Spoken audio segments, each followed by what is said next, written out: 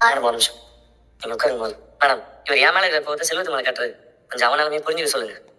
நான் சரியா படிக்கல, அதனாலதான் கார் ஓட்டணும். ஒரு டிரைவரோட வாழ்க்கை ஒன்றும் அவ்வளோ சாதாரணமானதில்லை. எல்லாமே எங்கள் குடும்பத்தை காப்பாற்ற வைத்தானே மேடம். இன்னைக்கு என்ன வருமானம் வரப்போகுது எங்களுக்கு தெரியாது. நிரந்தர வருமானமும் கிடையாது. ஆனால் நிரந்தர செலவு நிறைய இருக்கு. வீட்டு செலவு, சாப்பாட்டு செலவு, குழந்தைங்க படிப்பு, ஹாஸ்பிட்டல் செலவு, கடனுக்கு வட்டி, கார் மெயின்டெனன்ஸ், பெட்ரோல், அக்கா தங்கச்சி கல்யாணத்துக்கு சேர்க்கறது, அப்பா அம்மாக்கு மருந்து மாத்திர செலவு, பசங்க எதிர்காலத்துக்கு சேர்க்கறது, மொத்தம் சுத்தி செலவு மட்டும்தான் மேடம் இருக்கு. இவ்வளோ பிரச்சனை இருக்கும்போது எப்படி மேடம் அவனால 15 லட்சம் கொடுக்க முடியும்? அவன் 5 வருஷம் மேலே கார் ஓட்டுறான் மேடம். இந்த மாதிரி அவன் யாரையுமே இடிச்சதில்லை. தெரியாம நடந்துச்சு மேடம். கொஞ்சம் பார்த்து கேட்க சொல்லுங்க. அருண், எனக்கும் நீங்க கேக்குறது நியாயமா தெரியல. அவருக்கு பிக்ஸட் வருமானமும் இல்ல. இந்த பணத்தை புரட்டுறதே கஷ்டம்னு சொல்றாங்க. கொஞ்சம் மனசு இறங்குங்க. அம்மா வரைக்கும் பேர பேசா எப்படி மேடம்? அவராலையும் முடியணும் இல்லைங்களா? பயப்படாதப்பா, இனிமே நான் டேப்லெட் போட்டுக்க மாட்டேன். அதான் நீ வந்துட்டல. உங்களுக்கு அடிப்பட்டது காலையா தலையிலையா? ஏன் அப்படி என்ன போட்டு டார்ச்சர் பண்ணிட்டு இருக்கீங்க? லவ் டார்ச்சர் பண்றேனா? எமோஷனல் பிளாக்மெயிலிங் பண்ணிட்டு இருக்கீங்க. இதெல்லாம் பார்த்தா ரொம்ப சாடிஸ்டிக் பிஹேவியரா இருக்கு. நீங்க என்ன வேணா சொல்லிக்கோங்க.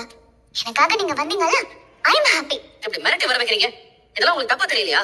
எனக்கு அதெல்லாம் தெரியும். எனக்கு உங்களை பார்க்கணும்னு தோணுச்சு, வர சொன்னா. நீங்க வரமாட்டேன்னு சொன்னா அதனால தாங்கிக்கவே முடியாது. உங்களை வர வைக்கிறதுக்கு என்ன வேணாலும் செய்வேன். ஏன் நீத்து ஏன் இப்படி எல்லாம் பண்றீங்க? நல்ல பொண்ணா தானே இருந்தீங்க. உங்க மேல நான் அவ்வளவு மரியாதை வச்சிருந்தேன். இப்போ உங்களை மீட் பண்ணதே தப்புன்னு ஃபீல் பண்ண வைக்கிறீங்க. நான் இந்த உலகத்திலேயே பிறந்த மாதிரி எனக்கு ஒரு ஃபீலிங்ஸ். உங்களுக்கு எப்படி புரிய வைக்கிறதுன்னு எனக்கு தெரியல. நான் ஸ்ருதியோட ஹஸ்பண்ட். நீங்க ஸ்ருதிக்கு ஹஸ்பண்ட் மட்டும் தான். எனக்கு புரியலங்க. எனக்கு தான் உங்க மேல லவ் இல்ல நான் சொல்லிட்டேனே. நான் உன்னை லவ் பண்ண சொல்லி கேட்கல, என்ன மேரேஜ் பண்ணிக்க சொல்லி கேட்கல. நான் உங்ககிட்ட இருந்து எதையும் எக்ஸ்பெக்ட் பண்ணல. ட்ரூ லவ் எதையுமே எக்ஸ்பெக்ட் பண்ணாத. கொஞ்சம் செல்ஃபிஷ் நம்ம தூங்கிருப்பேன். நீத்து இது கொஞ்சம் கூட சரியில்லை. நீங்க பண்றது ரொம்ப தப்பு. Everything is fair in love and war. லவ்ல சரி தப்புனா எதுவுமே இல்ல, எல்லாமே சரிதான். 15 லட்சமா? அவ்வளவு பெரிய தொகையை செல்வத்தாலே எப்படி கொடுக்க முடியும்? கொடுக்க முடியாதான்பா. அதனாலதான் அப்படி இப்படின்னு பேசி கட்சியா ஒரு 5 லட்சத்துக்கு வந்தாங்க. இதே செல்வத்தோட வருமானத்துக்கு அதிகம் தானே மாமா.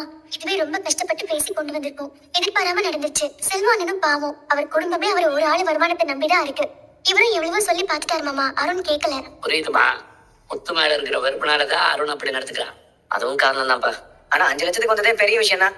நானா இருந்தா 5 கோடி கேட்டிருப்பேன். அதுக்காக என்ன கால் அடிபட்டு சாக சொல்றியா? ஐயோ அம்மா,